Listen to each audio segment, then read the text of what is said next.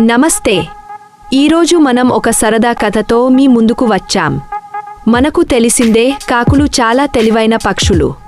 మరి అవి ఎంత తెలివైనవో ఈ వీడియోలో చూద్దాం. కథలోకి వెళ్దామా? ఒకరోజు ఒక కాకి ఆకలితో అటూ ఇటూ వెతుకుతోంది. వెతుకుతూ దానికి ఒక పెద్ద వాల్నట్ కనిపించింది.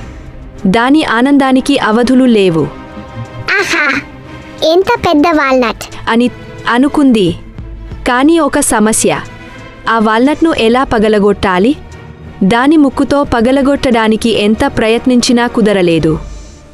అయ్యో, ఇంత మంచి ఆహారం దొరికినా తినలేకపోతున్నానే అని నిరాశపడింది. అప్పుడే దానికి ఒక గొప్ప ఆలోచన వచ్చింది. అటుగా వెళ్తున్న వాహనాలను చూసి దానికి ఒక ఉపాయం తట్టింది. అది వెంటనే ఆ వాల్నట్ను తీసుకుని రోడ్డు పక్కన ఉన్న ఒక ఇటుక రాయి కింద జాగ్రత్తగా పెట్టింది. ఇక ఏ వాహనం వచ్చినా ఇది పగిలిపోతుంది అని తెలివిగా ఆలోచించింది. కాకి ఎదురు చూస్తూ కూర్చుంది. కొంత సమయానికి అటుగా ఒక కారు వచ్చింది. కారు చక్రాలు ఆ వాల్నట్పై నుండి వెళ్ళగానే యంగు మని పెద్ద శబ్దంతో వాల్నట్ చిన్న ముక్కలైంది.